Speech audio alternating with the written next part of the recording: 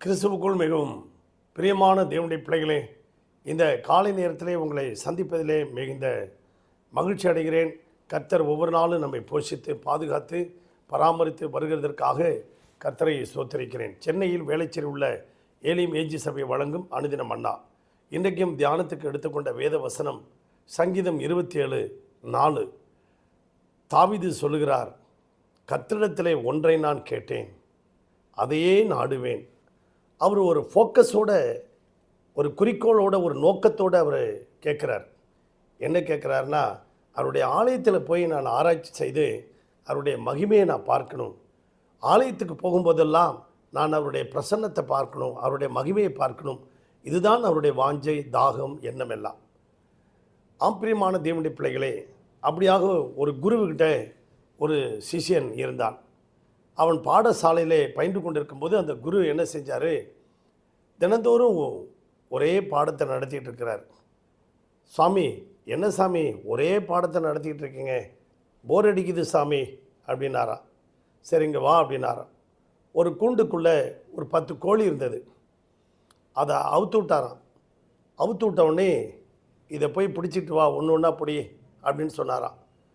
போய் பிடிக்க போனால், ஒன்றை பிடிக்க போனால் நழுவிக்கிட்டு ஓடுது, இதை பிடிக்க போனால் அது ஓடுது, இதை பிடிக்க போனால் இது ஓடுது. அவன் ஒன்றுமே பிடிக்க முடியல. அவன் சொல்கிறான், சாமி ஒன்றுமே பிடிக்க முடியல அப்படின்னு. அப்படியா, சரிங்க வா. இப்போ அதே 10 கோழி அவுத்து விட்றேன். அந்த கழுத்தில் ரிப்பன், சகப்பு ரிப்பன் கட்டி விட்ருக்கேன் பார்த்தியா, அந்த கோழியை மாத்திரம் பிடி அப்படின்னாராம். அப்போ அவுத்து விட்டவுடனே அந்த எல்லா கோழியும் ஓடும்போது கரெக்டாக அந்த சகப்பு ரிப்பன் கட்டின கோழியை போய் பிடிச்சிட்டான். பிடிச்சிட்டு வந்து ஐயா கிட்ட கொடுத்தான். இதான் தம்பி, முதல்ல ஒரு நோக்கத்தோட, ஒரு ஃபோக்கஸோட பாடத்தை படி. ஒன்று ஒன்றா நம்ம போவோம். முதல்ல ஒரு பாடத்தை படி, அடுத்த வகுப்புக்கு போகும்போது அடுத்த பாடத்தை நான் உங்களுக்கு சொல்லித்தரேன் அப்படின்னு சொன்னாராம். அப்படியாக 1 சாமுவேலின் புத்தகத்தில் 1ஆம் அதிகாரத்தில் 11வது வசனம், அன்னாள் ஆண்டவரிடத்தில் ஒரு ஜெபம் பண்ணுகிறாள். 10வது வசனத்தில் மனம் கசந்து அழுது ஜெபம் பண்ணுறான்.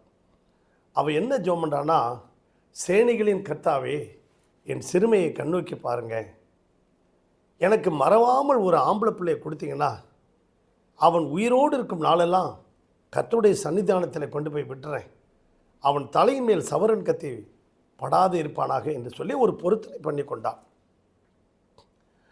தேசத்துக்கு ஒரு தீர்க்கதரிசி வேணும், இவளுக்கு ஒரு ஆம்பளை பிள்ளை வேணும்.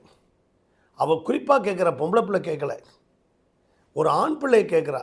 ஏன்னா தேசத்தில் ஒரு தீர்க்கதரிசி எழும்ப வேண்டும் என்று தேவன் அன்னாளோடு பேசியிருக்கிறார். அன்னாளுடைய இருதயத்தை அறிந்த தேவன், தேவனுடைய இருதயத்தை அறிந்த அன்னாள் ஒரு நோக்கத்தோடு போய் ஆலயத்தில் ஜெபம் பண்ணுகிறார். என் சிறுமையை கண்ணோக்கி பாரும் சேனைகளின் கர்த்தாவே. 2 வித சேனைகள் இருக்குது, வானத்தின் சேனை, பூமியின் சேனை. வானத்தின் சேனைகள் நட்சத்திரங்கள், சந்திரன், சூரியன் எல்லாம், அவைகள் எல்லாம் மல்டிப்ளை ஆகும். ஆனால் பூமி அவைகள் என்ன செய்யாதுங்க, மல்டிப்ளை ஆகாது. அவைகள் மல்டிப்ளை ஆகாது, அதாவது பெருக்கத்தை உண்டாக்காது. ஆனால் பூமியில் உள்ள சேனைகள் எல்லாம், மரம், செடி, கொடி எல்லாமே என்ன செய்யும், மனிதர்கள் முதல் கொண்டு பெருக்கத்தை உண்டாக்குவார்கள், இனப்பெருக்கத்தை உண்டாக்குவார்கள். அதனால் என் கர்ப்பம் அடைக்கப்பட்டிருக்கு, என் சிறுமையை கண்ணோக்கி பார்த்து ஒரு ஆம்பளை பிள்ளையை கொடுங்கன்னு சொல்லி மனம் கசந்து அழுது ஜெபம் பண்ணினாள். ஒரு நோக்கத்தோடு ஜெபம் பண்ணினா, ஒரு குறிக்கோளோடு ஜெபம் பண்ணா, ஒரு ஃபோக்கஸோடு ஜெபம் பண்ணா. அவள் வெகு நேரம் ஜெபம் பண்ணா, தன் இருதயத்தை ஊற்றி ஜெபம் பண்ணா.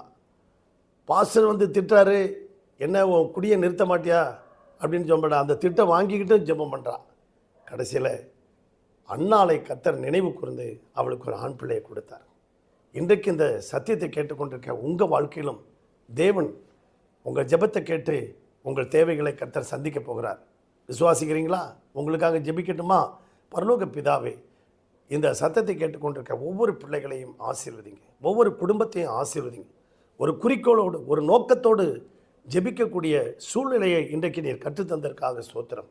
ஒவ்வொரு குடும்பத்தையும் ஆசீர்வதிங்க, வேலி அடைத்து பாதுகாத்துக்கொள்ளும், தேவைகள் எல்லாம் சந்திங்க, ஒரு குறைவில்லாமல் நடத்துங்க, ஆசீர்வதி. இயேசுவின் நாமத்தில் பிதாவே, ஆமேன். God bless you. தேங்க்யூ.